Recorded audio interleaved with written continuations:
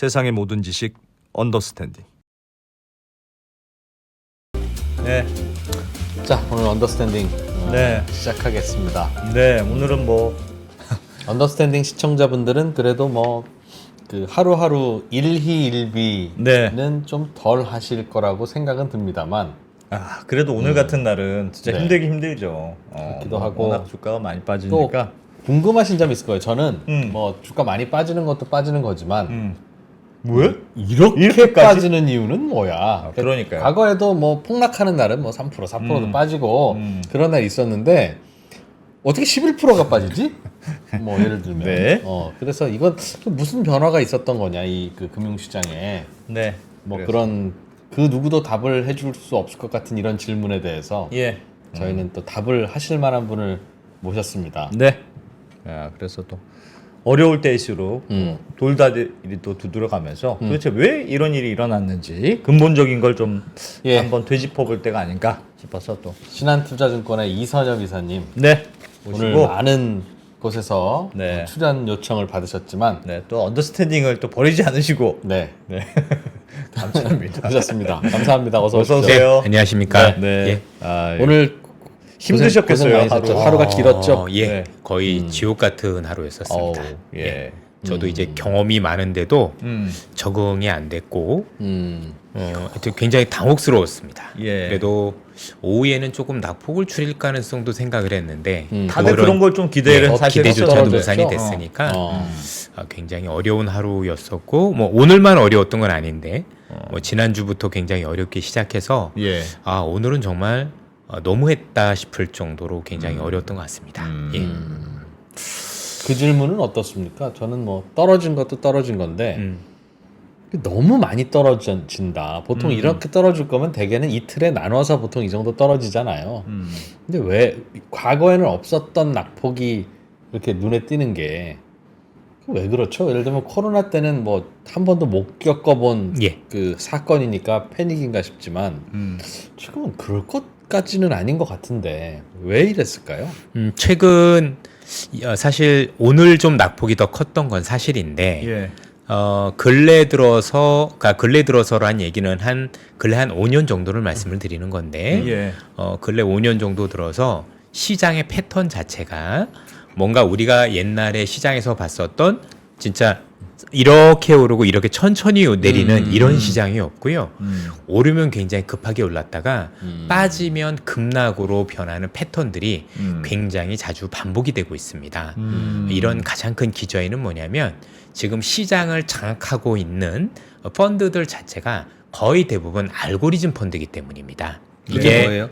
말 그대로 펀드라는가 아니면 이제 금융상품 자체가 예. 뭔가 우리가 사람의 결정에 의해서 종목을 사고 팔고 하는 펀드들보다는 예. 프로그램화돼 있어서 그 프로그램에 따라서 기계적으로 사고 기계적으로 파는 움직임들이 있다 보니 예. 이게 그리고 규모가 현재 우리가 알고 있는 일반 펀드의 규모를 훨씬 더 능가하고 있거든요. 예를 들어서 여러분들 ETF라는 것도 예. 사실 그 어느 정도 보면은 일반적인 펀드는 아닌 거잖아요. 예. 그래서 이런 펀드들이 있고 특히 아마 들어보셨는지 모르겠는데 시장에서 CTA 펀드라는 게 있습니다. 커머디티 트레이딩 어드바이저의 약자인데 예. 뭐 이제 헤지 펀드의 일부겠죠. AI 펀드가 AI 또는 알고리즘 펀드의 일부분인데 이런 것들이 어느 조건이 완성이 되면 뒤도 안 돌아보고 완전히 쏟아내고 이 몇 개 펀드가 쏟아내면서 지수 하락을 하고 여러 가지 경제 변수들이 바뀌면서 또 다시 다른 것들을 또 불러와요. 이렇게 해서 연쇄적으로 반응을 일으키는 일들이 굉장히 많아지고 있다라고 이런 보시면 날은 될것 사람이 같아요. 판단하지 사람이 않도록 파는 건 한다. 아닙니다. 예. 그 전보다 이런 게 그 전에도 있었을 텐데 이른바 훨씬 더 프로그램 많아졌어요. 문화라고 예. 하는. 시간이 지나면서 훨씬 더 많아지기 시작을 했고 특히 코로나 거치면서 기하급수적으로 늘었고 예. 지금도 이런 펀드들이 훨씬 더 많아지고 있어요. 아마 여러분들 최전에 최근에는 별로 그런 게 없는데 뭐 르네상스 테크놀로지 뭐 그런 펀드들도 보면 전부 다 알고리즘 펀드들이잖아요. 예. 기업의 가치를 분석하는 애들이 아니고 그날그날 어떻게 올랐는지 내렸는지 보고 그걸 가지고 종목을 트레이딩이 당타하는 펀드들이거든요. 예. 그러니까 기업의 가치를 안 보는 경우가 굉장히 많아요. 특히 이런 펀드들은 뭔가 밸류에이션 이런 거보다도요. 전체적으로 선물 그다음에 옵션 이런 파생 시장하고 연관이 굉장히 크게 있어서 예. 단순히 주식만 쏟아내는 게 아니라 이게 파생 상품하고 연결이 돼서 원래 오를 땐 더 많이 오르게 만들고 과매수되게 만들고 내려올 때는 내려오는 것보다 훨씬 더 과매도되게 만드는 특징을 가지고 있는 게 최근에 이 알고리즘 펀드들의 특징이라고 볼 수가 오를 있습니다. 때는 빨리 따라가고 내리면 확실하게 손절매해라고 프로그램이 돼 있나 그 보네요. 손절매 이상인 거죠. 그래서 그걸 통해서 또 이익을 극대화하려는 어떤 프로그래밍들이 돼 있을 거니까 실제 우리가 알고는 펀드멘털보다도 훨씬 더 강하게 밑으로 그래. 내리꼽게 만드는 게 이 펀드들의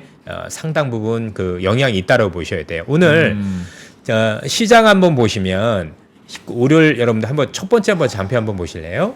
오늘 코스피가 8.7% 빠졌고요. 예. 코스닥이 11.4% 빠졌어요. 또 우리만 그런 게 아니라 니케이가 12.4%나 빠졌습니다. 니끼도 진짜 예. 놀랍더라고. 저. 근데 여러분들 지금 보시면요. 상하이가 별로 안 빠졌어요. 1.5% 빠졌어요. 예. 왜냐면 여기는 그 알고리즘 이게 없어요. 아. 그러니까 알고리즘이 있는 국가와 이게 영향을 미치지 않는 국가와 차이가 되게 컸던 거죠. 움직였으면 여기도 뭐 어느 정도 뭐 정도의 차이는 있어도 나름대로 영향이 있어야 될 텐데 예. 그렇지 않다라는 거예요. 왜냐면 여기는 외국인들한테 시장이 제한적으로 개방돼 있기 때문에 네. 이런 펀드들이 활기를 못 치고 그러니까 사실 여기선 그런 영향력이 부재하니 그런 영향력이 있는 국가와 그렇지 않은 국가들 차이가 굉장히 컸다라고 볼 수 있습니다. 물론 시장의 움직임만 보면 그러네. 요즘 최근에 봤던 한국과 일본 같은 경우가 미국 경제가 굉장히 좋았을 때 많이 올랐던 국가들이고 예. 최근에 미국의 경기가 둔화되니 더 얻어맞았다라고 해도 할 말은 없지만 네. 그 폭이 너무 과했다. 이렇게 볼 수가 있을 것 같고요. 일단은 기본적으로 이 시장의 하락의 가장 큰 원인은 알고리즘 펀드의 교란이 훨씬 더 컸고 그로 인해서 여러분들이 느끼는 낙폭은 거의 금융위기 수준보다 더 큰 수준의 낙폭을 우리는 봤다. 그러면 지금 우리가 제일 고민해야 되는 건 뭐냐면 결과만 놓고 이렇게 많이 빠졌으니까 무슨 일이 있을 거야. 생각보다 더 큰 경기 침체가 있을 거고 연준이 서둘러서 금리도 많이 내렸을 거야라고 추정하면 안 될 가능성이 높다라는 거죠. 일단 여러분들 차트 한번 보시겠습니까? 이게 오늘 코스피 차트인데 코스피가 아이고. 이렇게 무너졌잖아요. 네. 근데 제가 원래 기술적 분석을 잘 하는 편은 아닌데 예. 일반적으로 경기가 안 좋아질 때 이렇게 빠지는 경우는 없습니다.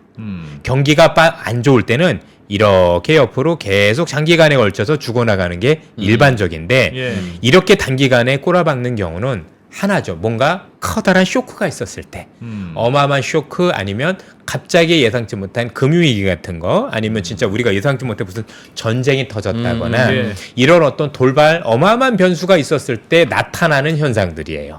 그러면 일단은 최근에 시장 조종의 이유는 대략적으로 우리가 뭐 그럴 수도 있겠지라고 생각을 하지만 예. 그러니까 시장의 방향성에 대해서는 우리가 납득이 되지만 이 정도 폭에 대해서는 납득하기가 어렵다라고 봐야 되는 거고 특히 이 정도 낙폭이었으면 제가 볼 때는 거의 1987년에 있었던 그 블랙 먼데이라든가 아니면 2008년 금융위기 같은 위기가 오지 않는 한 사실상 제가 볼 때는 오바일 가능성이 굉장히 높다라고 판단이 이렇게 듭니다. 떨어질 뉴스가 없었다는 거죠? 없죠.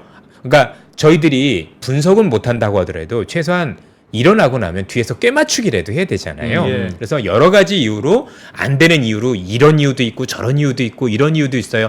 다 붙여봐도 이게 납득이 안 돼요. 기본적으로. 엔캐리 트레이드 자금의 이탈 이건 어떻습니까? 그 가능성은 있는데 그것도 앞서 말씀드리던 알고리즘 펀드의 일부예요. 그러니까 지금 말씀을 잘 주셨는데 이렇게 보면 되겠죠. 왜 그러면 엔캐리라는 게 움직였을까에 대한 고민이 있으면 이 알고리즘 펀드들은 흔히 얘기 아까 했던 환율도 포지션을 가지고 있고 예.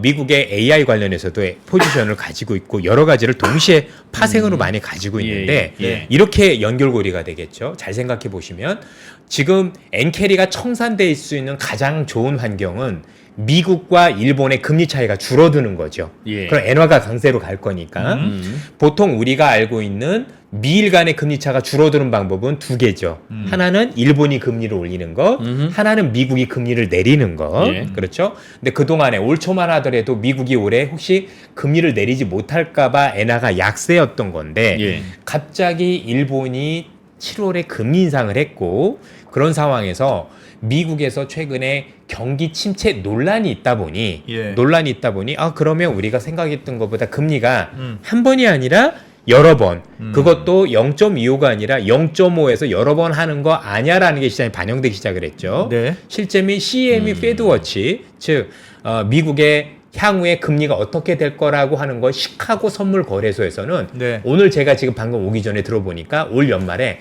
4%까지 내려가는 걸로 현재 반영이 돼 있더라고요. 예. 지금이 5.5니까 4%까지라면 금리를 엄청 내리는 거잖아요. 그럼 그 정도 금리 내릴 정도의 내리는 그 금리와 엔화 일본의 금리가 올라온다라면 사실 엔이 생각보다 훨씬 더 강하게 훅 올라갈 것이고 예. 그렇게 되면 거기에 따른 포지션 변경이 있겠죠. 있겠죠. 그 중에 하나는 예. 주식을 파는 걸 거고 예. N을 사는 걸 거고 이런 포지션 변경이 있었다. 그래서 N캐리에 대한 영향도 분명히 있었다라고 생각. N캐리의 청산이라는 개념보다는 예. 뭔가 알고리즘에서 뭔가 바뀌는 매매가 있었다라고 볼 수도 있었을 것 같아요. 그 영향력이 의외로 컸던 건 혹시 아닌가? 있다라고 보여집니다. 저도 그렇게 추정이 되고요. 예. 다만 여러분들 보셔야 될 게 뭐냐면 만약에 제가 틀렸을 수도 있습니다. 예. 그렇죠? 뭐 제가 능력이 뭐 대단한 사람이 아니기 때문에 모르겠지만 어쨌든 간에 결과론적으로 놓고 보면 여러 가지로 고민할 수가 있는데 정말 이게 우리가 생각지 못한 위기로 간다라면 일단 기본적으로 지금 나타나야 될 변수가 달러가 초강세로 가야 돼요. 근데 위기니까, 달러는 위기라면? 당연하죠. 그럼요. 어. 미국의 경기 침체만 간다고 하더라도 시장에서는 안전 자산을 선호하기 때문에 달러는 초강세로 가야 되는 움직임인데 예. 최근에 희한하리만큼 달러가 약세예요. 그러네요. 그리고 원화도 오늘 소폭 오르긴 했지만 원화가 대단히 약세가 아니에요. 예. 추세는 원화도 강세로 보이고 있다는 얘기죠. 쉽게 얘기하면 위기라면 나타날 수 있는 게 환이 먼저인데 주식시장이 먼저가 절대로 아닙니다. 모든 위기는 환이 제일 먼저인데 그 탈출해야 환의 되니까. 움직임은 위기를 가리키고 있지 않아요. 예. 오히려 이상하리만큼 원화가 그저 강세까지는 아니다 하더라도 움직임들이 그렇진 그러네, 않다는 얘기죠. 그러네. 그럼 최소한 둘 중에 하나가 틀린 거거든요. 예. 근데 항상 선제적으로 움직이는 거 환이에요. 그렇게 놓고 보면 오늘 내렸던 주식시장의 반응은 제가 볼 땐 과민 반응 또는 진짜 이런 알고리즘 펀드에서 농간이었을 가능성이 저는 굉장히 높다고 개인적으로 판단을 하고 있습니다. 농간의 규모가 너무 많아서. 그죠? 일본- 우리만 이런 건 아니에요. 일본도 같이 그럼요. 와. 왜냐하면 충분히 쏟아 부을만 하니까 충분히 쏟아 부어서 그렇게 할 만할 정도로 사이즈들이 커진 거예요. 예. 아마 우리 지금 시청자분들께서도 투자자분들께서도 많이 느끼고 계시겠지만 요즘 기관 투자한테 돈 맡기신 분 없어요. 대부분들 보면 예. 알고리즘 펀드라든가 헤지 펀드에 돈 맡긴 분들도 있을 정도 그렇죠. 그런 정도 애들인 거고. 수도 그게 많을 것 같지는 않은데 예, 아니에요. 생각보다 규모들이 굉장히 알고리즘 큽니다. 펀드가 예. 그게 우리가 이른바 로보 어드바이저라고 하는 그런 것들 아니에요? 그거하고는 좀 다른 개념이에요. 아, 예. 그래요? 여러 가지 그 회사마다 알고리즘이 다 달라요. 주로 그래서 개인들이 가입하는 게 아닌가 보죠. 그거는 주로 기관 투자가들이 많이 아, 한다고 그러니까 보시면 제가 될 것 잘 같습니다. 모르는군요. 예, 그래서 일반인들이 잘 볼 수 없는 그런 펀드들이라 볼 수도 있고 특히 이제 외국에서는 굉장히 유행하는 펀드들 중에 하나라고 보셔도 될 것 근데 같아요. 그렇게 따지더라도 궁금한 건 예를 들면 기관이 프로그램에 따라서 여기는 떨어질 거를 예상하고 어떻게 보면 뭐 약세를 베팅하면서 하는 거이기도 하고 뭐 손절매를 한 거일 수도 있는데 그게 한국하고 일본에 특히 집중된 것 같아서요. 그러니까 프로그램 매매가 있으면 이게 우리나라도 지금 외국인 자금들이 오늘 많이 매도를 했다는 거 아닙니까? 사실 대만도 같이 들어가 있었거든요. 네. 그러니까 아시아 쪽 펀드였을 가능성도 굉장히 높다고 봐야 되죠. 예. 아시아 쪽 예. 펀드. 전반적으로 이런 것들이 같이 연관이 돼 있고 일단 금융시장 개방도가 높은 국가들 중심으로 많이 빠졌어요. 금융시장 개방이 안 돼 있을수록 오늘 덜 빠졌다는 걸 보면 네. 확실히 이 선물과 관련된 파생과 관련된 네. 알고리즘 펀드의 영향이 정말 지대적이었다. 그럼 중요한 건 뭐냐면 이 알고리즘 펀드가 그냥 빼는 게 아니라 어느 정도 첫 번째 펀드가 쏟아내기 시작하면 예. 그 지수 하락이나 그런 어떤 경제 변수 움직임들 때문에 그 다음 게 또 트리거가 작동을 그러겠죠. 해요. 그렇죠? 그러겠네요. 이게 그러겠죠. 이걸 불러오고 예. 이걸 불러오고 그래서 사실 실제 경제가 그렇게까지 안 갈 건데 그 정도는 아닌데 이렇게까지 온 거라고 봐야 되는 거죠. 그래서 저도 굉장히 말씀드리기가 조심스러운데 저라면 많이 빠졌으니까 빠진 거에 맞춰서 해석을 할 게 아니라 정말 많이 빠진 건 많이 빠진 건데 이게 정말 온당한 건지 아니면 혹시 우리는 모르는 어떤 악재가 있는 건지에 대한 냉정한 어떤 생각을 해본 다음에 예. 그게 아니다라고 본다라면 뭔가 제가 볼 때는 조금 더 시장을 냉철하게 바라볼 필요는 있는 것 같아요. 뒤에 한번 얘기를 네. 한번 드려볼게요. 예. 그렇죠? 최근에 여러분들 보셔서 아시겠지만 그럼 일단 외국인들의 실제 움직이들을 보시면 충분히 느끼실 수가 있는데 이거 한번 여러분들 매도 규모를 한번 봐보세요. 계속 팔았던 게 아니라 네. 이틀이죠. 네. 있죠? 이틀. 이 이틀 사이에 무슨 일이 벌어졌던 거잖아요. 음흠. 뭔가 트리거들이 생겼던 거 아니겠습니까? 예. 그렇죠? 그래서 일단은 했었다고 보시면 되고 최근에 외국인들 선물 보셔도 어마어마했죠. 많이 매도 팔았네요. 규모도. 그래서 네. 같이 연계돼서 움직였다라고 수급적인 부분에서 추정을 할 수가 있을 것 같은데 그러면 일단은 그래 네 말대로 알고리즘 했다라고 치자. 그러면 실제 경제는 어떻게 돼? 그걸 예. 일단 우리는 냉정하게 따져볼 필요가 있는 것 같아요. 예. 네. 자, 한번 보겠습니다.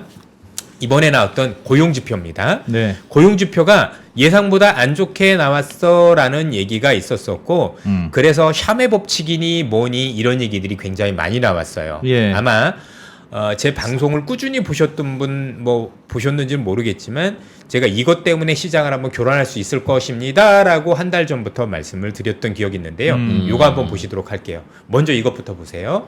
최근에 여러분들 시장에서 일부 조정 가능성이 높았던 이유를 먼저 말씀드리면 예. 이거 한번 보시면 여러분들 파란색 선이 미국의 국채금리 10년물이고 예. 빨간색 선이 나스닥 지수입니다.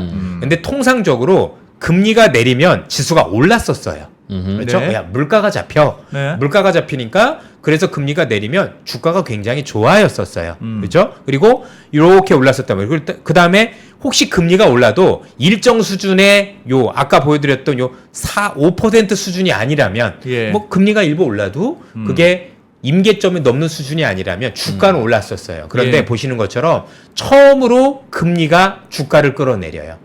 처음으로 이거 금리 내리는데 주가도 같이 끌어내리죠. 예. 이건 뭐냐면 지금부터 내리고 있는 이 금리는 경기가 끌어내리고 있는 거죠. 자, 그동안에 내렸었던 물가 하락은 경기가 훼손되지 않으면서 예를 들면 공급 측면에 뭔가 해결이 된다든가 예. 여러 가지 이유로 인해서 나쁘지 않았던 건데 예. 지금부터 나오는 금리 하락은 경기를 동시에 끌고 내려가니까 지수도 어려워졌다라고 1차적으로는 봐야 될 것 같아요. 예. 그러면 경기가 나빠져서 금리가 내려갈 것 같고. 경기가 둔화돼서 예, 둔화돼서 그럴 예. 것 같고 그래서 주가도 같이 떨어졌다. 예, 처음에는 그랬었어요. 그래서 이게 하락이 최근에가 급락이었던 거지 며칠 전부터 우리 지수는 계속해서 조정을 받고 있는 상황이었었습니다. 예. 고점에서. 그리고 여러분들 미국 경제가 그렇게 좋더니 왜 갑자기 이렇게 둔화되기 시작했을까에 대한 고민이 있으셨을 텐데 네. 그거는 제가 우리 언더스탠딩에서도 제가 미국에 갔다 와서 밑에서부터 굉장히 골마 터지고 있습니다 라는 점들을 말씀을 드렸던 기억이 있는데 네. 거기에 한 가지 불을 붙는 상황들이 있었어요. 그게 뭐냐면 여러분들 요 뉴스를 보시면 바이든이 6월 4일을 기점으로 해서 국경을 틀어 막아버려요. 그런데 이 불법 노동자들이 들어와야 예. 얘들이 먹을 것도 많이 사고 집도 구하잖아요. 예. 그렇죠. 그러면서 은근히 나빠지던 경기를 생각보다 많이 지탱을 해줬었던 거예요. 그런데 이게 끈기기 시작하면서 경기의 둔화되는 속도가 조금 더 가속화됐었던 겁니다. 예. 더 중요한 건 뭐냐면 이렇게 미국 같은 경우가 내수가 둔화되기 시작을 하면은요 빅테크 기업들의 실적이 둔화돼요. 예. 왜냐면 우리가 알고 있는 구글도 광고 수입이 줄 수 있을 예, 거고요. 예. 또는 클라우드를 덜 쓰면서 이게 최근에 우리가 알고 있는 실적에서도 일정 부분 나타났던 거예요. 예. 이게 AI가 둔화돼서 그런 게 아니거든요. 그래서 미국 경기가 일정 부분 둔화되면서 미국 경기가 좋아졌을 때 나타나는 현상들이 둔화되면서 일단 빠지기 시작을 했는데 요 샤메 법칙이 왜 중요하냐면 알고리즘을 건드리는 그 프로그램 안에 얘가 들어가 있는 경우가 있어요. 아. 그렇죠? 어떤 프로그램 안에는 샴을 해놨어요. 그렇죠? 이렇게 해서 이게 경기 둔화, 그래. 이 레시션 지수라고 하니 요게 되면 일단 쏟아내. 이렇게 있었겠죠. 샴 인디케이터가 안에 들어가 있는 거예요. 예. 실제 그게 경기 침체를 부르지 않는 거하고 상관이 없는 거예요. 음. 우리는 냉정하게 이 샴의 법칙이라는 게 경기 침체일 수도 있고 아닐 수도 있고 따져보겠지만 예. 기계는 따지지 않아요. 일단 그게 트리거가 됐으면 쏟아내고 보는 거예요. 그게 이제 우리한테는 안타까웠던 점인 거죠. 그러니까 예. 우리가 뭐 아무리 이게 경기 침체가 아닐 거고요. 실제 그러지 않을 거라고 얘기를 한다고 해도 일단 프로그램에서는 당할 수밖에 없는. 그래서 조심하자고 한 번을 얘기를 했었던 겁니다. 네. 왜냐면 논란 자체가 문제인 거예요. 논란 네. 자체가. 예. 자, 다시 한번 여기를 한번 근원 부려드리려 할게요. 보시는 것처럼 미국제 10년물하고 원달러 환율하고 움직임인데 원래는 데칼코마니처럼 반대로 움직였는데 최근에 움직임들이 같죠. 예. 그래서 이상하리 많고 이거는 금융위기로 가는 시그널은 확실히 아닌 거예요. 음. 그래서 너무 지수가 많이 빠졌으니까 우리는 뭐가 있을 거야. 또는 저 정도 빠질 거로 경기가 안 좋을 거라고 넘겨짚으면 안 된다는 말씀을 먼저 드리고 싶어요. 두 번째는 여러분들 보시고 있는 샴의 법칙이라는 겁니다. 예. 일부러 제가 이전부터 한번 들고 나왔었던 건데 이게 이름이 문제예요. 이름이 뭐죠? 리세션 인디케이터예요. 예. 그냥 이게 되면 경기 침체라고 사람들은 단정을 하기 때문에 그 안에는 들어가 있을 거라고 보는 게 굉장히 중요한데 네. 이게 여러분들 잘 아시다시피 지난 1년간의 실업률 최저치보다 최근 3개월이 0.5 이상 높아지면 이미 불황에 들어갔다라고 보는 지표예요. 이미 불황에 들어갔다고. 그러면 이게 이번에 작동을 했으면 지난 분기가 경기 침체였어야 되는 거예요. 근데 아니었죠. 그러니까 이미 안 맞아요. 예. 그래서 샴이라는 분도 이걸 만든 클라우디아 샴도 이번에는 아닙니다. 이번에는 아닌데 경기가 안 좋은 방향으로 흐르는 건 맞습니다 정도로 말씀을 하셨거든요. 예. 그러니까 사실은 기계가 움직인 거지 실제 우리가 생각하는 경기 침체 때문에 미리 움직였다라 보는 건 아하. 아니에요. 그럼 중요한 건 뭐냐? 저는 그래서 되돌림이 있을 거라고 생각을 하는 거예요. 만약에 기계가 한개 맞고 기계가 그게 한데 관해도라면 실제 경제는 그렇지 않을 가능성이 높다라고 보는 거거든요. 그럼 거기에다 증거도 있어야 될 거 아니에요. 예. 그래서 한번 냉정하게 따져보도록 하겠습니다. 자, 우리가 생각하는 경기 침체에 들어가려면 여러 가지 조건이 있어요. 예. 그렇죠? 그 중에 하나가 뭐냐면 재고예요. 통상적으로 우리가 알고 있는 일반적인 소비 경제에서 경제가 침체로 들어가려면 과잉 재고가 있어야 돼요. 예. 그러니까 그 이전에 경기가 너무 좋아서 기업들이 엄청나게 재고를 많이 쌓아놓고 있던 재고가 있는 상황에서 경제가 안 좋아지면 예. 이 과잉 재고를 처리하는 과정이 경기 침체예요. 예. 첫 번째 하는 게 재고가 너무 많으니까 기업들이 하는 거는 세일이라고 세일하죠. 하면서 예. 기업의 실적이 줄어들고 어. 이 세일이라도 처리가 안 되면 구조조정이라는 걸 해요. 예. 그러면서 사람들을 내보내죠. 예. 그게 실업률 증가로 이루어지면서 나타나는 게 경기 침체인데 잘 봐보세요. 제가 일부러 그래서 샴 지표하고 재고를 같이 집어넣었어요. 예. 빨간 게 재고예요. 음. 지금 여기거든요. 재고가 없어요. 아. 재고가 없는 수준이 예전에 샴 올라갈 때는 과잉 재고였었을 때예요. 대부분 재고가 많을 때 샴이 올라오는 게 보이시죠? 파란 예. 게 샴입니다. 그렇죠? 그래서 재고로 샴이 처리하는 올라오면- 과정에서 샴이 올라오면 안 좋은 지수죠. 예. 샴이 올라오면 침체. 이게 실업률이 높아졌다는 뜻이죠? 높아졌다는 얘기인 거고 음. 그래서 그 실업률 높아진 것 때문에 과잉 재고를 처리한 과정에서 이렇게까지 갔던 거죠. 근데 지금은 이미 과잉 재고가 다 처리된 상황이었고 예. 지금 재고가 없어요. 쉽게 얘기해서 과잉 재고를 처리하는 과정이 없다라면 실제 이게 경기 둔화까지는 몰라도 제가 보기엔 침체로 이어질 가능성은 생각보다 낮다라고 보셔야 돼요. 샴이 작동하기 전에는 재고가 예. 높았어야 그렇죠. 되는데 그리고 그러니까 이 샴의 법칙이라는 게 코로나 이전에 그러니까 코로나 있었던 특수한 상황을 전혀 반영하지 못해요. 예. 이건 제 얘기가 아니라 그래서 가지고 왔어요. 제롬 파월 의장도 최근 샴의 법칙이 회자되고 있는데 파월이 얘기한 겁니다. 예. 그것은 법칙이라보다는 통계적인 규칙인 거지. 이거 법칙이라고 부르는 과거 것조차도 경험에 따른 아닌 거고 통계였었던 거고 이미 수익률 곡정 역전과 같은 법칙으로 보이는 것들이 어긋나고 있는 것을 봤다. 제가 우리 언더스탠딩에서 기존에 있던 경기 지표 하나도 안 맞다라는 얘기를 파월도 똑같이 얘기하고 계세요. 예. 니네 장단기금 얘기하는데 그거 요즘 안 맞아. 근데 이것도 똑같아라고 얘기를 하고 있는 거예요. 그래서 이분이 뭐라고 얘기했냐면 경착륙 가능성은 낮고 현재 미국 경제는 과열이나 가파른 약세를 가리키고 있지 않다라고 얘기해요.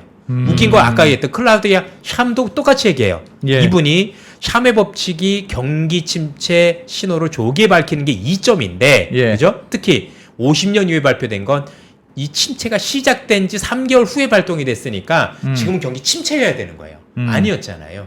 그러니까 이거는 이번에 유용한 원래 그러니까 우리가 실제 경제를 볼 때 경기 침체로 판단하기에 적절한 지표는 아닌데 예. 문제는 아까 얘기했던 알고리즘 폰드에는 생각보다 차용된 데가 많았을 가능성이 있다라고 보는 거죠. 예. 그죠?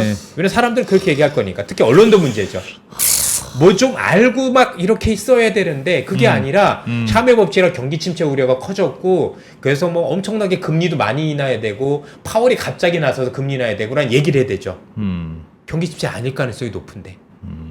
그러다 보면 우리는 막연한 공포에 시달리고 마침 이 빠진 게 정당화되는 것처럼 생각을 할 거고 예. 그 많은 투자자들은 그런 판단을 믿고 팔지 말아야 될 때 주식을 비워야 되는 오판을 할 가능성이 높다라는 거죠. 아니다라는 얘기입니다. 저는 그렇게 보진 않아요. 그래서 지금 이거는 펀드멘탈을 반영하지 않았다라고 봅니다. 저는 예. 개인적으로. 그래서 시장이 그렇게 침체까지 가진 않을 것 같은데 시장은 그 이상으로 반응을 했다라면 현 수준부터는 뭐 오늘이 당장 바닥이 아닐지는 저도 잘 모르겠으나 예. 잠깐 눈을 떠 감고 며칠을 지나보면 생각보다 지수가 그래도 제 위치를 찾아가려는 좀 움직임들이 있을 거라고 저는 보고 있는 거예요. 개인적으로. 물론 제가 뭐 주식을 대단한 사람도 아니고 저도 틀릴 수는 있겠지만 저는 개인적으로 그렇게 생각을 하고 있습니다. 그리고 뒤에도 볼게요. 네. 이것만 예. 가지고는 또 안 될 거니까. 예. 샤메 법칙이 이번에 얼마나 또 틀렸는지에 대해서 고민을 많이 해보면 예. 그래서 지표는 다 뜯어봐야 돼요. 해부를 해봐야 되는데 최근에 샤메 법칙이 올라온 이유 중에가 이 12개월 동안의 실업률에 비해서인 거잖아요. 그렇습니다. 근데 이 12개월에 있었던 이 실업률이 역사상 가장 낮은 수준이에요. 왜냐하면 역사상 처음으로 사람이 부족했던 첫 사례거든요. 그런 사례에서 너무 낮았던 그 수치에 비해서 약간 올라왔는데 올라온 수준도 역사적으로 실업률이 제일 낮은 수준이에요. 4.23이라는 수준이 경기 침체 수준입니까? 아닌 거잖아요. 그렇죠? 너무 낮았기 때문에 그거보다 약간 올라와서 0.5가 된 것뿐인 거지 실제 실업률을 뜯어보면 그 정도는 아니었던 거예요. 그래서 절대적인 수준으로 생각해 보면 샤메 법칙이 있었던 지난 주말에 예. 미국의 연준 위원들도 그 얘기를 했던 거예요. 그래 이 정도 고용 지표가 좋은 거 아닌 건 맞는데 예. 그렇다고 이걸 침체로 부르는 건 좀 너무 오버 아니야라고 비둘기파들도 얘기하고 있다는 얘기죠. 여러분도 잘 알고 계시는 시카고의 오스탄 골스비 총대도 그 얘기를 했고요, 그죠? 몇몇 분들이 얘기하는 게 이런 얘기는 이 정도는 아닌데 왜 그렇게들 얘기를 하지? 그리고 샴을 들이대는 것 자체가 불편한 거죠. 예. 그거 이번에 안 맞는 지수인데 클라우디아 샴이라는 분도 이번에 아니라고 얘기를 했는데 왜 막 언론들이 먼저 나서가지고 이렇게 마치 뭔가 그렇게 공포를 조장하고 아닌 것처럼 얘기를 하는 거야라고 불편한 기석들을 되게 많이 나타내고 있다라는 거죠. 그래서 우리가 뭔가 시장에 대해서 굉장히 냉정하게 따져볼 필요가 있어요. 좋아요. 뭐 결과가 벌어졌으니까 앞서도 말씀드렸지만 뒤에 게임만 쳐봐도 안 맞아요. 예. 앞뒤가 맞질 않아요. 그죠? 결론적으로 놓고 보면 둘 중에 하나겠죠. 제가 모르는 진짜 뭔가 있거나 그죠? 근데 그러려면 환율이 움직여야 되는데 환율이 안 움직여요. 환율이 움직여야 되는데 안 움직이는 게 문제고 그래서 그런 거 봤을 땐 그럴 가능성은 매우 희박하다라고 생각을 하고 그럼 결론은 이게 프로그램 알고리즘 때문에 정말 빠지지 말아야 돼. 펀드멘탈이 요 정도 훼손되고 있는 건데 이만큼 훼손되는 거로 사실은 수급적으로 뭔가 야기를 했다라고 보는 게 적절해 보이고 그러면 결국 주식시장이라는 거 시간이 지나면 제 밸류에이션을 찾아온다라고 보면 예. 저는 조만간 그 과정이 펼쳐질 가능성이 있다라고 말씀을 드립니다. 너는 증권사 직원이니까 그렇게 얘기할 수도 있지라고 비판하실 수도 있고요. 예. 네가 뭘 알아 그럴 수도 있습니다. 맞습니다. 저도 그럴 수도 있다고 생각하지만 그래도 저는 제 소신은 말씀드리고 싶어요. 이선엽 이사님이 요 정도 얘기하면 조금 세게 얘기하는 편인 거예요. 세게. 그럼요. 근데 이제 있겠죠. 채팅창에서도 그 워런 버핏 얘기하는데, 그러니까 여러 가지 막 겹친 것 같아요. 그러니까 뭐 AI 무슨 버블론도 가뜩이나 있었던 데다가 워렌 버핏이 또 다 팔았다네. 다 같이 다 갖다 붙이는 건데요. 네. 워렌 버핏이 팔았던 그 지표가 2달 전 거라는 걸 알고 계십니까? 그게 2달 전에 한 거를 지금 공표를 한 거예요. 예. 2달 뒤에 어떻게 됐을 줄 알고요. 그렇죠. 그리고 그분이 판 게 애플인 거잖아요. 예. 그렇죠. 예. 애플에 대한 부정적인 시각을 드러낼 수 있다 정도로 봐야 되는 거지. 사실 애플은 AI에서 앞서 있는 기업도 아니에요. 예. 보면 예. 가장 뒤쳐져 있는 기업 중에 하나인데 그걸 그렇게 무리하게 해석하는 게 맞는지에 대한 고민도 있다라고 보여지는 거고 이런 생각도 듭니다. 애플이 버블이다 아니다 논란들이 많은데 비싸다라는 논란이 있을 수 있겠죠. 근데 이 기업들이 올라올 때 실적이 안 나왔었나요? 애플이 버블이면 애플은 버블일 기업 많죠. 엔비디아도 그렇지만 비싼 건 사실이잖아요. 예. 많이 오른 것도 사실이고 예. 과열인 것도 사실이고 그런데 실적이 없었나요? 오로지 실적 보고 올라왔었는데요. 매출 증가율이 20%였나요? 수백 프로씩이었었는데 원래 버블이라는 건 예. 버블이라는 건 실적도 나오지도 않는데 향후 미래의 꿈을 먼저 반영을 해서 주가를 선반영하는 게 버블이지. 예. 사실은 과열하고 버블은 저는 구별할 필요가 있다라고 생각을 해요. 이러다가 이번에 이 기회로 인해서 이번에 이로 인해서 결국 우리가 얻어낼 거는 분명한 거 일단 다른 건 모르겠으나 분명히 금리 인하는 확실해진 거잖아요. 예. 그렇죠? 금리 인하가 확실해지고 다음 분기 그 다음 분기 지나서 또 빅테크 기업들의 실적이 개선되기 시작을 하면 그때는 어떤 얘기를 하실 건가요? 그렇죠? 그리고 또 하나 그때는 이제 우리가 잘못된 생각하면 그때 시장 유동성이 들어오겠죠. 예. 통상적으로 버블은요 유동성이 만들어요. 과잉 유동성이 시장을 부풀려 주는 거죠. 그렇죠. 그리고 꿈을 갖다 드는 건데 예. 지난번에 올 내내 올랐을 때 유동성이 많았습니까? 물론 미국이 정부가 돈을 풀었으니까 있었던 건 사실이지만 예. 긴축 사이클이었었잖아요. 예. 그렇죠? 그렇게 보긴 저는 쉽지 않다라고 생각을 하고 있는 거예요. 그러니까 그런 얘기를 들어보면 그렇게 따지더라도 너무 많이 빠지니까 그렇죠. 그러니까 그리고- 갖다 붙이니까 문제예요. 이렇게 빠지니까 이것도 다 이유다라고 얘기를 하는 거예요. 근데 실제는 그게 아닐 가능성이 높은데도 불구하고 빠진 퍼센트만 되고 꿰 맞추려니까 그런 거죠. 근데 실제 경제만 놓고 보면 기업 실적만 놓고 보면 그 정도는 아니더라는 얘기죠. 예. 아니 도대체 오늘 제가 아까도 여기도 한번 일부러 했는데 예. 한번 보세요 여러분들. 오늘 있었던 이 서킷 브레이크가 역대 6번째인데 이 6번이 전부 다 금융위기예요. 오늘 무슨 금융위기 터졌나요? 안 터졌어. 그걸 견주는 게 맞습니까?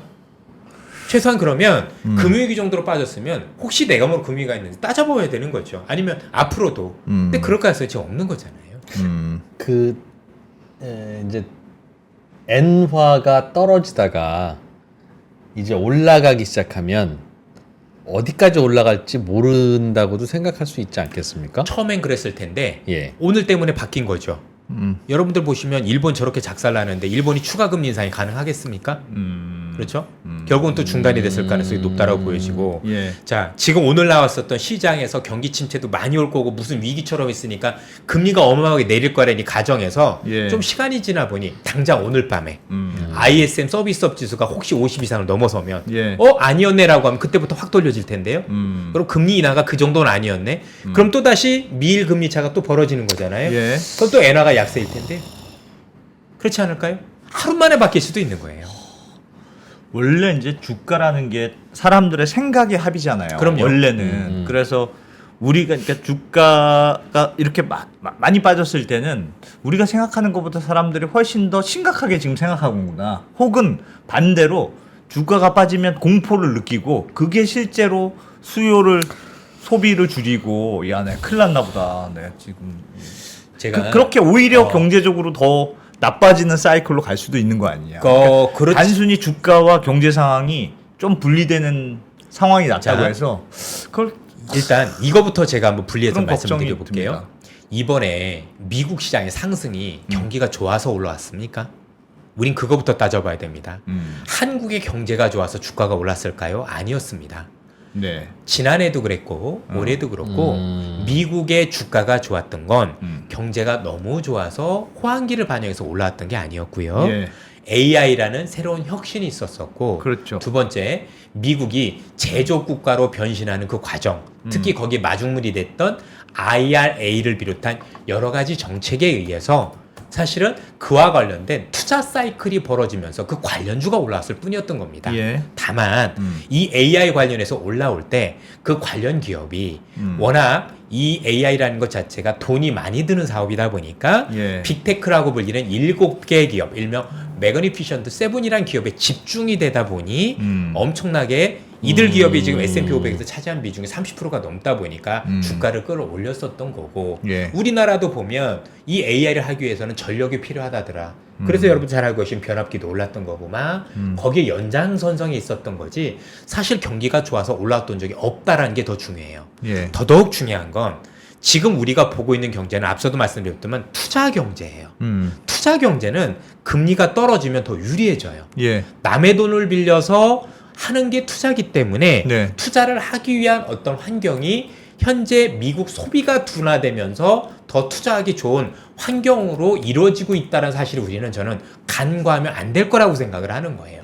우리 경제는 미국 경제는 결코 경제가 좋아서 올라오는 사이클이 아니었다. 지금까지. 아니었다. 그렇죠? 아니었다라는 게 되게 중요한 거고, 그래서 미국 경기가 침체까지만 아니라면, 극심한 침체까지만 아니라면 일정 부분의 경기 둔화는 당연히 지수 조정을 유발할 수밖에 없을 게지만 예. 사실은 그 이후에 투자는 다시 재개될 수 있는 좋은 환경이 된다는 점에서 사실 이 시장에 정말 큰 추세가 아직 훼손되었는지에 대해서는 저는 아직까지는 그 꿈을 버리지 않고 있다라고 말씀을 드리고 싶습니다.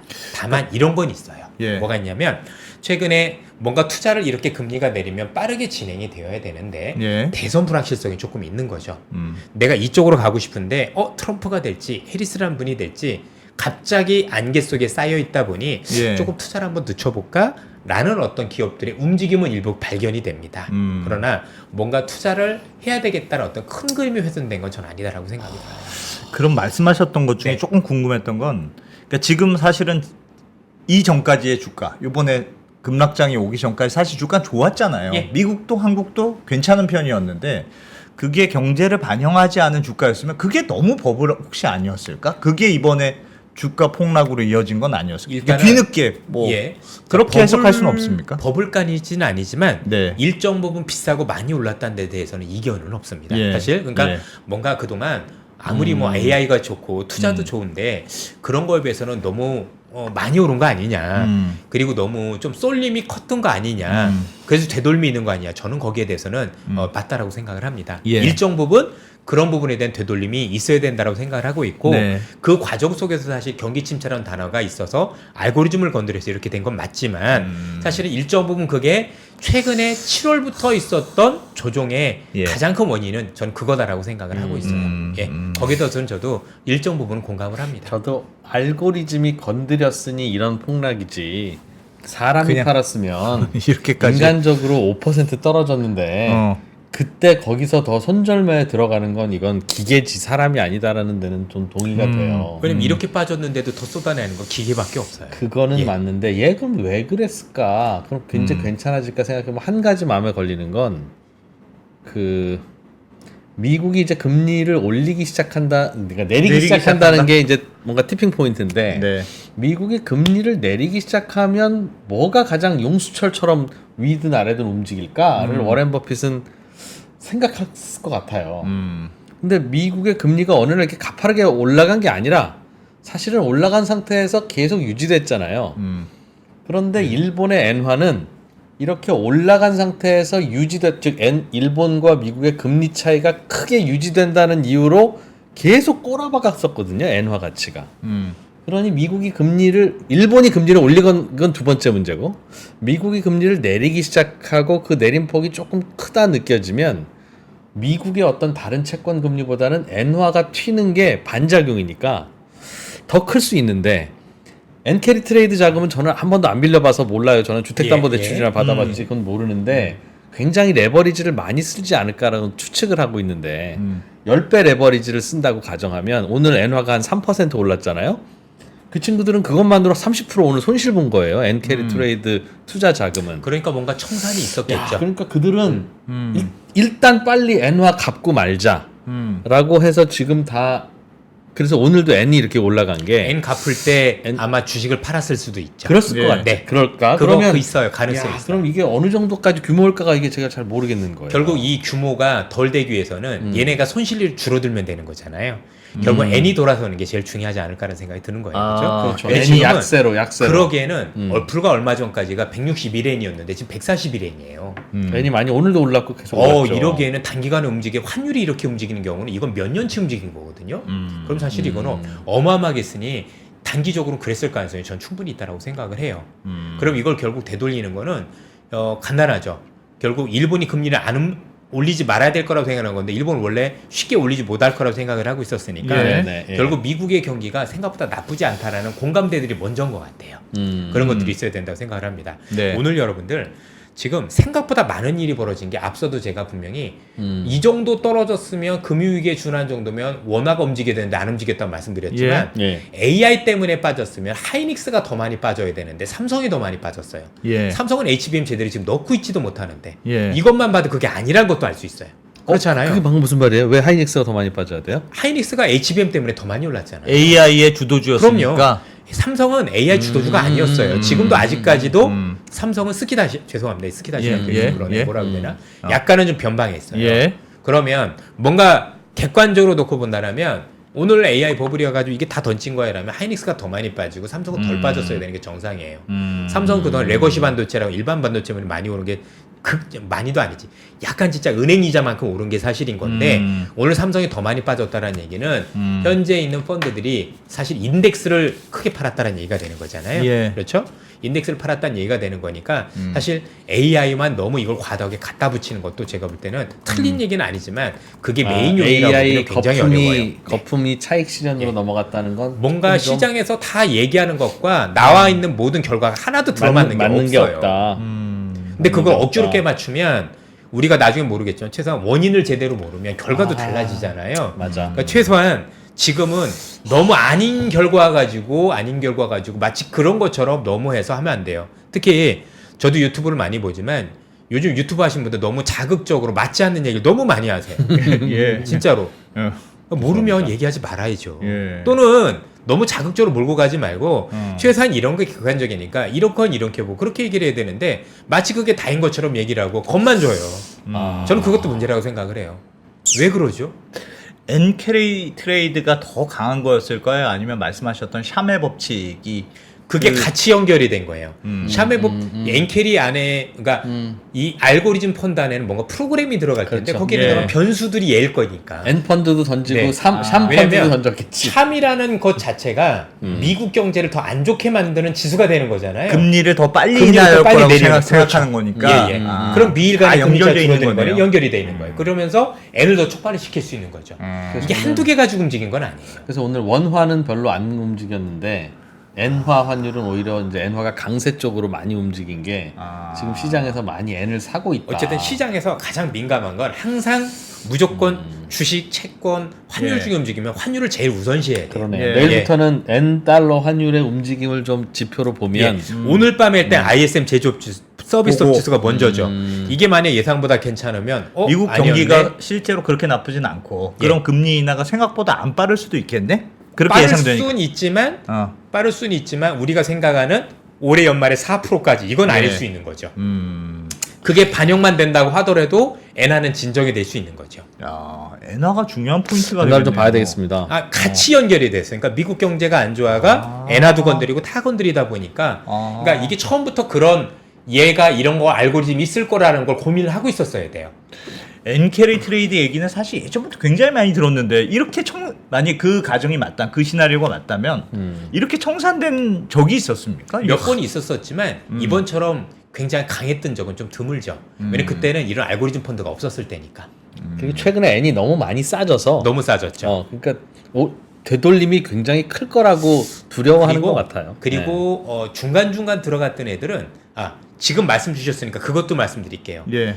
정말 N이 어마어마하게 청산됐다라면 예. 그러면 미 국채 금리도 올랐어야 돼요. 왜냐면 이게 왜요? 미 국채로 많이 들어가 있으니까. 애들 그죠? 미국 국채를 팔았을 국채도 테니까. 팔았어야 되니까. 미 국채 근데 미 국채도 오히려 가격이 오르고 있고 금리가 빠지잖아요. 예. 그러니까 그 얘기도 너무 과도하게 얘기하면 안 된다라는 거죠. 그러니까 지금 제가 볼 때는 이 알고리즘 펀드에 의해서 뭔가 있던 어떤 엔캐리로. 그 프로그램이 건드려서 촉발된 거지 예. 너무 N이 이만큼인데 이거 이렇다라고 하면은 제가 볼 땐 주식보다 미국 국채가 먼저 급등하고 있어야 돼요. 예. 금리가. 어. 왜냐면 금리가 급등한다는 얘기는 뭐냐면 애들이 이제 내가 N으로 빌려서 왜냐면 채권 투자 비중이 더 높아요. 예. 훨씬 더 월등해. 그럼 채권도 더 던졌으면 난 던졌잖아. 음. 근데 막 무조건 앵커리라고 밀고 가는 것도 지금 굉장히 어불성설인 거잖아요. 음. 지금 저희들의 대화 안에서 여러분들 많은 투자분들 느끼시지만 주가나 들어간 거 가지고 사람들이 그동안 깨맞췄던 것들이 결과론적으로 하나도 사실은 논리적으로 답이 아니에요. 그러니까 분명한 건 알겠습니다. 이게 과도했을 가능성이 저는 그래서 높다라고 생각을 해요. 현재 주가는 네, 그렇습니다. 그래서 뭐 오늘이 바닥이 아닐 수 있고 뭐 2, 3일 더 진행될 개연성도 배제할 수는 없으나 네. 저는 그 이상은 아니다라고 생각을 하고 있어요. 그래서 이번 주가 지나고 다음 주 정도 이상 되면 뭔가 제법 저는 유의미한 반등이 시작될 거다라고 판단하고 있고 그 반등폭도 적지 않을 거다라고 보고 있어요. 개인적으로 그렇게 생각을 하고 있습니다. 그럼 제가 틀릴 수도 있게 그냥 네. 제 생각인 거니까 뭐 일반화 시키실 필요도 없고 그래요. 네. 예. 보통은 사실은 막 떨어지면 이게 또 혹시 매수 기회가 아닐까? 박앤세일 아니까 이렇게 생각했는데 너무 많이 따지니까 진짜 무섭더군요. 그럼요. 맞아요. 그렇기도 하고 이제 뭐 엔캐리가 되감기기 시작하면 그게 어떤 영향까지 그게 어느 미칠지- 정도일지 지금 짐작이 시장에 있는 잘안 전문가 되죠. 중에는 아무도 경험도 못 해보고 네. 계산도 못 해봤던 사실 사람들이잖아요. 예. 그러니까 공포가 괜히 더 컸을 수도 있겠죠. 워렌 버핏이라는 분이 이제 현금 많이 들고 계시다 그러잖아요. 예. 워렌 버핏이라는 분 매매하는 공통점 보면 이런 급락 때 많이 사시거든요.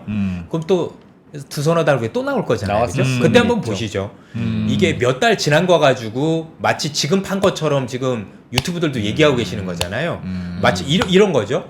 지금 보면 애플을 다 팔았으니까 다 끝장이야 그러는 건데 그 두 달 전 건데 예, 예. 두 달 또 훨씬 더 지난 건데 마치 어제 판 것처럼 얘기를 하고 있는 거잖아요. 그거 아니거든요. 아니죠. 그죠? 그러니까 최근에 하락을 촉발시킨 게 그분이 아니란 얘기예요. 전반적으로 놓고 보면. 근데 그러기에는 좀 뭔가 보급하는 게 아니라면 너무 많이 팔지는 않았습니까? 그 아끼던 애플 지금 워렌 버핏의 포트폴리오는 애플이 3분의 1, 나머지 기타 등등 주식이 3분의 맞아요. 1, 나머지가 그냥 캐시였어요. 사실 근데 지금 그러니까 중국에 제일 아끼는 녀석이었는데 애플의 판매를 보시면은요 중국에서도 순위가 5위로 밀려났을 정도로 애플도 옛날에 삼성꼴이 나고 있어요 지금. 사실 그러면 애플의 성장이라는 게 결국 글로벌적으로 의심하고 돼야 있는 되는데 거다. 중국에서 그 위치라고 보면 아 이건 조금 그분 입장에서 고민이 되지 않나요, 그죠? 그럴 수는 더군다나 있겠네요. 너무 많이 넣고 저는 있었으니까. 이런 생각도 들었어요. 예전에 지금 이제 비아디란 주식도 그렇고 TSMC도 이전에 팔았던 거 기억나세요? 예. 그게 올해였던가 저는 기억나는데 그때 미중 갈등이 굉장히 커졌을 때 그랬거든요. 예. 그러면 지금 워렌 버핏이라는 게 보고 있는 것 중에 하나가 사실 미중 갈등이 굉장히 커지면 미국 기업 중에서 가장 큰 타격을 받을 수 있는 두 기업이 테슬라하고 애플이에요. 그죠? 거기서 만약 예를 들어서 미국이 통상 압력을 하면 예. 중국 입장에서 아 그래 애플 나가 테슬라 나가 이럴 수 있는 거잖아요. 예. 저는 그런 것들도 미리 생각하셨지 않았을까라는 이건 전 섣부른 추측이에요. 왜냐면 누가 알았다면. 보더라도 딱이잖아요, 그죠? 야 뭐 관세 알았다면. 올린다는데 아 그래 너도 한번 죽어볼래? 그럼 할 수 있는 게 두 기업이잖아요. 예. 두 기업 되려면 쉽지 않을 건데, 음. 그죠? 그러면은 거기에 대한 고민이 있다라면, 그러니까 정치적 불확실성으로 인한 왜 TSMC는 확실히 정치적 불확실성을 어느 정도 염두에 두고 파는 게 일정 부분 보였었거든요. 예. 나름대로 보면 이것도 그 연장선상에서도 가능성도 없다라고 얘기할 수는 없는 것 같아요. 그 처음에 말씀 주셨던 되게 기계적인 예. 기계적인 그 펀드 오브 펀드 이런 게 많아졌다. 그거는 왜 많아졌을까요? 그런 게. 그러니까 기관 편하잖아요. 예. 되게 편하잖아요. 그러니까 이게 기술의 발달인 건데 예. AI라는 이 알고리즘도 발달을 많이 했고 그다음에 이 여러분들 이게 어디서 많이 느낄 수 있냐면 제가 애널리스트 할 때 제가 처음에 애널리스트 할 때 대부분 애널리스트 분들은 거의 대부분 학과가 정해져 있었어요. 경영학과 아니면 경제학과 통계학과가 많았었어요. 예. 그리고 학교가 대부분 우리가 알고 있는 일반 학교였는데 제가 최근에 놓고 보면 카이스트 포항공대가 진짜 많아졌어요. 오. 그렇죠? 그러니까 공대 출신 분들은 원래 일정 부분 있었었지만 예. 카이스트 분들 또는 포항공대 출신 분들 이런 분들이 엄청 많아지셨거든요. 예. 그리고 그분들이 와가지고 금융공학이란 이름으로 해서 엄청 만들었죠. 그래서 탄생된 것도 ETF예요. ETF도 그래서 탄생된 거지 뭔가 학구 시장을 파생화시킨 거고 파생화시키면서 뭔가 알고리즘을 연결하고 나만의 또 알고리즘을 하고 이게 훨씬 더 강해졌다라고 봐야 되겠죠. 대표적인 게 퀀트도 그 중에 하나인 거잖아요. 퀀트, 그죠? 그래서 예. 의외로 이 대학 출신들 아니면 이런 걸 전공하신 어떤 전공자들이 예. 정말 금융시장에 많아지면서 제가 볼 땐 눈에 밟힐 정도로 많아요. 그냥 대다수다 할 정도로 많습니다. 그러니까 이분들이 그런 어떤 여러 가지 기법들을 활용했겠죠. 예. 기법들을 활용을 해서 말 그대로 롱숏이라는 것들을 많이 하기 시작을 했고 알고리즘을 통해서도 많이 하기 시작했고 그래서 일단 벌 땐 더 벌고 빠질 때는 덜 터지는 어떤 그런 것들을 하면서 사실은 금융시장의 더 변동성이 취약해졌다고 봐야 돼요. 실제 취약해진 게 맞습니다. 특히 우리 시장이 더 취약했던 건 오늘은 일본이 더 빠지긴 했지만 예. 사실은 기관의 역할이 없죠. 한국에서 금융 기관은 너무 포지션이 축소되다 보니까 사실 외국인들의 놀이터예요. 그러다 보니 외국인이 하고 싶은 대로 움직일 수 있는 게 국내 시장의 특성이에요. 저는 그래서 아마 금융당국에 계신 분들도 지금 이걸 보시고 계실 텐데 예. 자꾸 지금 말씀하시는 거 보면 금융시장 개방만 말씀하시는데 네. 방어할 수 없는 힘이 없는데 개방하면 이거는 제가 볼 때 외국인 놀이터밖에 안 돼요. 오히려 우리 국부를 외부로 유출시키는 역할이 되는 거지 실제 그게 금융선진화가 아니에요. 제대로 된 금융선진화가 되려면 예. 우리가 금융과 관련된 근육들을 많이 키워서 외국인들이 와서 돈도 벌고 그저 투자를 할 수 있는 그 개념이 돼야 되는 거지. 예. 여기서 변동성을 키우고 그 변동성 때문에 걔네들은 돈 벌어 가는데 우리는 피해를 보는 이런 시장이 된다라면 이런 걸 놓고 무조건 금융시장을 개방하고 선진국에 들어가고 이게 꼭 좋은 건 아니에요. 잘 생각해야 돼요, 진짜로. 마치 그것들을 본인들은 이렇게 하고 나면 무슨 치적처럼 생각을 하지만 현재 시장 보면 그런 거잖아요, 그죠? 예. 중국을 보셨지만 개방 들어가니까 휘둘리지 않잖아요. 자신 없으면 열지 말아야죠. 굳이 뭘 굳이 열어요, 그죠?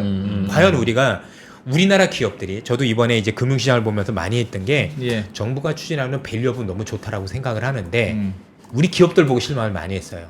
그 기업들은 과연 이 밸류업을 받아들일 만한 준비가 되어 있는가? 정말 투자자들, 그러니까 만약에 제도적으로 그런 걸 했었을 때 이분들이 그래, 야, 이런 거 제도가 됐으니까 우리가 그동안 떤 이득을 투자자라고 정말 온전히 나눠야지라는 방안을 하는지 최근에 여러 가지 대기업들의 행태를 보고 굉장히 네. 실망을 많이 했습니다. 저 굉장히 저기 뭐지 약간 보수적인 사람이거든요. 근데 저도 실망했을 정도. 아, 이건 해도 너무한데? 정말 이러면 안 되는데 과연 저분들이 저렇게 행동을 하고 그죠? 밸류업을 하고 네. 뭔가 혜택을 달라고 할 수 있을까? 이거 완전히 안타까웠을 정도인 거죠. 자, 이런 시장에서 기업들은 기업대로 나만 살겠다라고 생각을 하고 있고, 예. 그렇죠? 정부는 정부대로 지킬 만한 힘도 없는데 개방을 하겠다라고 얘기를 하는 게 과연 온전한지에 대한 데에서도 사실 여러 가지 고민을 좀 같이 할 필요가 있다고 생각을 합니다. 변수 중에 하나는 일본은행이 어떻게 나오냐도 중요한 변수일 텐데. 일본은행은 의미가 별로 없을 것 같아요. 별로 없어요. 왜냐면 지금 미국이 더 내린다고 해서 이 일이 그게 촉발된 문제인 거지. 예. 일본이 그 워낙 낮은 데서 살짝 올린다고 해서 그게 일본은 무슨 이 영향이냐. 정도면 이미 스탑이에요. 이 정도 빠지고 작살나는. 왜냐면 일본은 이미 이전에 잃어버린 30년에서 2번 올렸다, 2번 더 작살나서 예. 대박살 난 적이 한두 번이 아니에요. 그래서 일본은 이미 정지가 되어 간다라고 볼 가능성이 있고 오히려 미국이 관건인 것 같아요. 왜냐면 이번에도 일본이 더 올려보다는 예. 미국 예상보다 더 많이 내릴 거야라가 촉발시켰습니다. 결국 해법은 FRB나 미국 경제에 달려있다라고 보는 게 맞는 것 같아요. 근데 자꾸 이렇게 주가가 또 내리고 그러면 미국도 생각보다 많이 내리겠네요. 네. 만약에 이게 그러니까 그런 영향은 심리가 없겠습니까? 소비를 좌우할 수 있어서 예. 일정 수준 만약에 의외로 그렇게 되면 가능성도 없잖아 있죠. 예. 근데 그러면- 이제 그러지 않기를 이건 기대를 해야 되는 건데 야. 그래서 오늘 밤부터가 중요한 것 같아요. 예. 오늘 밤에 ISM 제조업 비서비스업 지수부터 중요한 것 같아요. 왜냐하면 이게 원죄 촉발이 됐던 게 ISM 제조업 지수였는데 미국은 최근에 제조업 때문에 오른 적이 없어요. 그런데 자꾸 제조업 지수가 50 이상으로 별로 간 적이 없었고 지난 석 달 동안 계속 50 이하였거든요. 다만 예, 예. 그거보다도 둔화되는 속도가 더 있으니 그랬다라고 얘기를 했던 건데 사실 미국의 어쨌든 경기회복의 근간은 서비스업이에요. 그렇죠? 미국이 물가가 안 떨어진 것도 서비스업 쪽에서 굉장히 끈적끈적한 물가가 안 떨어졌던 거였기 때문에 예. 사실 서비스업이 더 중요하다고 볼 수가 있겠죠. 그게 굉장히 우리 이사님이 말씀하신 거에 많은 부분 고개가 끄덕여지는데 이제 걱정되는 건 2%도 얘기했듯이 주가가 너무 많이 급락했는데 그게 이제 기계에 의한 거라고 하더라도 원래 연준 의원 중에 어떤 최근 인터뷰 보니까 이런 얘기가 있더라고요. 50% 0.5 bp 0.5%포인트를 혹시 내릴 수도 있는 거 아닙니까? 라고 물어봤을 때 그렇게 진짜로 내리면 사람들이 진짜 경기가 매우 나쁜 걸로 생각해서 근데 그걸 악영향을 준다 오히려. 9월에 내리면 괜찮아요. 9월에 내리면 괜찮아요. 9월에 내리면 괜찮다. 미리 내리면 문제가 되겠죠. 어. 그렇죠? 그 이전에 해서 하겠다는 문제가 되는데 예. 9월에 하면은 기다렸다 충분히 한 거잖아요. 침체가다라고 보는 건 아니에요. 그러면 안 예. 돼요. 그러니까 주가가 이게 진정이 안 되고 계속 만약에 하락한다면 연준도 주가에 대해서도 신경을 뭐 이론적으로는 원래는 안 쓰는 지표지만 영향을 받을 거 아닙니까? 영향 받죠. 그러니까 만약에 이제 연준이 나설 때는 현재 내리고 있는 주가가 이게 단순히 주가의 영향이 아니라 예. 이게 실제 실경제의 영향을 뭔가 심각하게 영향을 미칠 만한 정도의 사안이 벌어졌을 때라고 생각을 해요. 그때 뭔가를 건드리겠죠. 예. 그렇죠? 그렇지 않으면 일부러 나서기는 쉽지 않을 것 같아요. 저 그렇지는 개인적으로. 않을 것 같다. 예. 연준이 금리를 좀 빨리 내리면 9월 아니면 언제 내릴 수 있죠? 9월 아니면 언제든지 긴급하게 소비를 긴급 수입할 수 긴급 있어요. 세입 소집. 예. 긴급 회의. 이거 진짜 좋은 건 아니죠. 근데 내리면 근데 내리면 이것 때문에 엔화는 더 튈 거고. 더 웃긴 거잖아요, 그죠? 그럼 엔화가 더 튀면 긴급 금리 인하가 답인 게 아닌 게 허허. 지금 그렇게 되면 금리를 내가 여기서 마구마구 내려야 된다는 얘기가 되면 예. N이 더 강세로 가는 거예요. N 캐리가 더 청산이 돼서. 그러니까 오히려 지금 안 하는 게 더 답이에요. 혹시 우리나라 환율 안 빠지는 건 지금 해외 주식 하시던 그 서학개미님들이 네. 주식 팔고 돌아오는 달러랑 이게 상쇄가 돼서 그런 건 혹시 아닐까요? 그럴 수도 있지만 일단 달러 자체가 약세잖아요.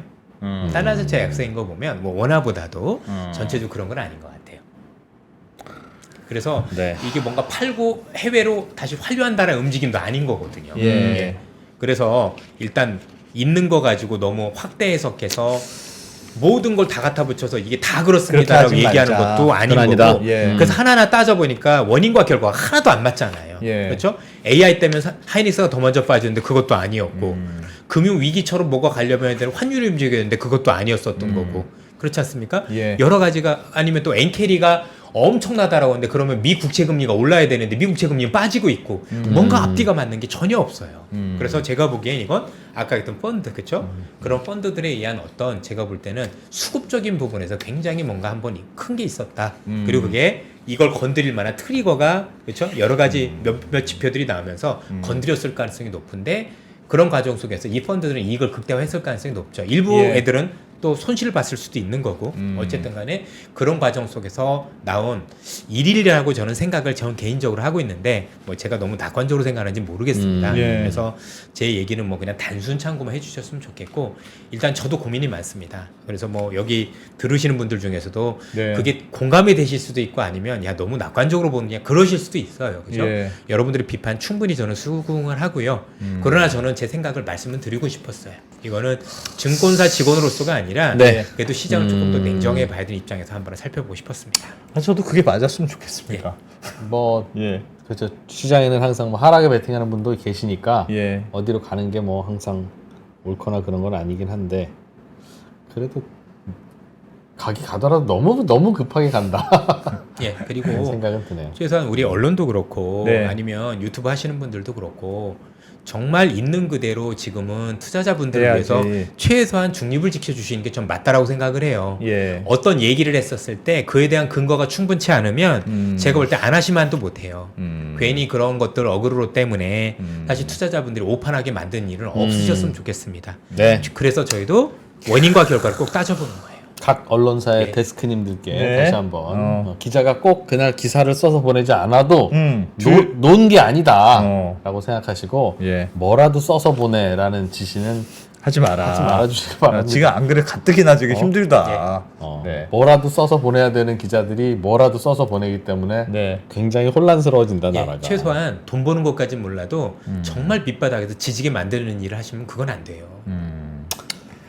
알겠습니다. 그 자주 못 보시는 거니까 하나만 여쭤볼게요.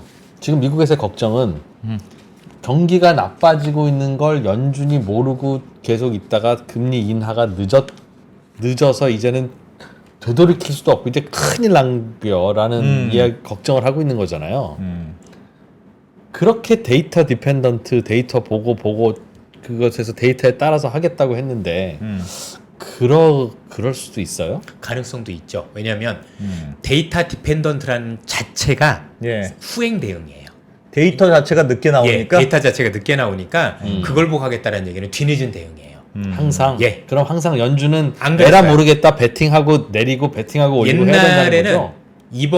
이번에 있었던 그 코로나 이전에는요. 예. 항상 선제적인 대응이었었어요. 예. 선제적으로 경기가 나빠지기 전에 경기가 나빠질 가능성이 높으면 그 나빠지는 걸 최소화하기 위해서 금리를 먼저 내렸고 예. 인플레이션이 생길 것 같으면 인플레이션 조절하기 위해서 먼저 금리를 올렸는데 지금 데이터 디펜던트를 하겠다라는 여러 가지 의미는 뭐냐면 첫 번째는 어쨌든 간에 아직도 물가가 재발할 가능성을 염두에 두고 예. 일단은 데이터를 보고 하면 그 실수는 없는 거잖아요.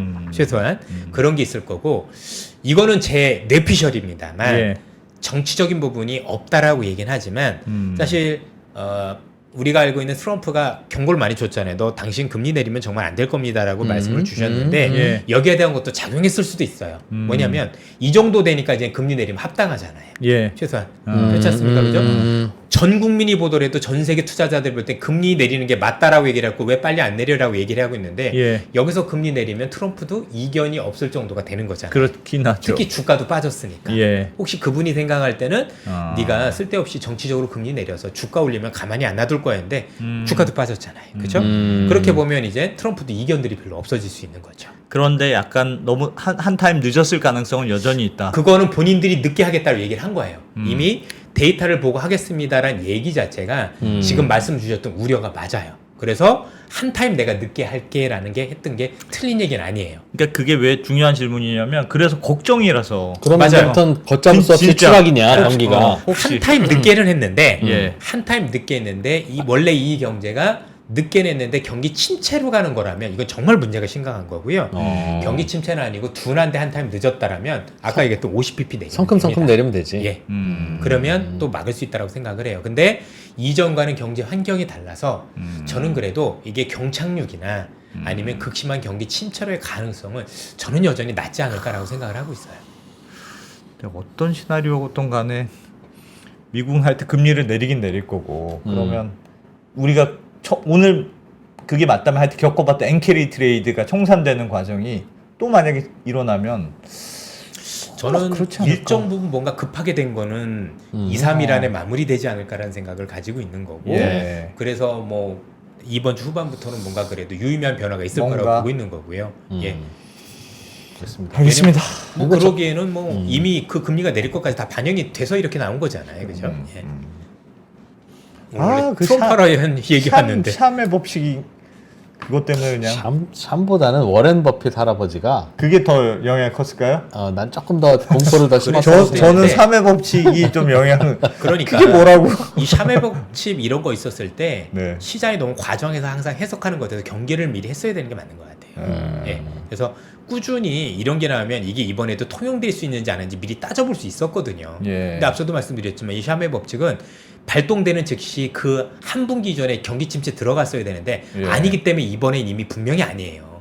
틀린 지표인데도 불구하고 자꾸 이걸 들먹이고 또 이것 때문에 그렇다고 또 얘기를 자꾸 들어대고 있으니까 앞뒤가 안 맞는 얘기들 계속 하는 거예요. 만든 사람도 아니라고 하는데 신문 기자들이 뭘 알고 자꾸 그렇게 얘기를 하겠어요. 아니라고는 하더군요. 그렇잖아요, 그죠?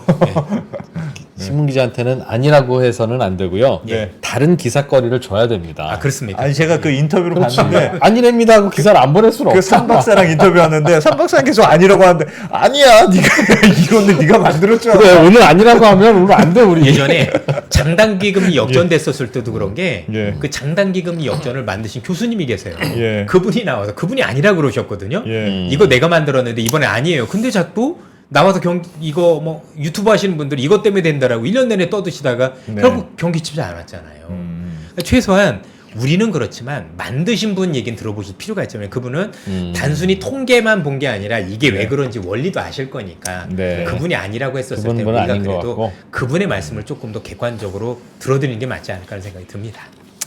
알겠습니다. 감사합니다. 네. 조금 마음이 나 좀 저도 그래. 저도 살짝 마음이 됩니다. 어떨지 제 생각에 오늘 어떨지 오늘 너무 모르겠지만 많이 텐데. 팔았나? 좀.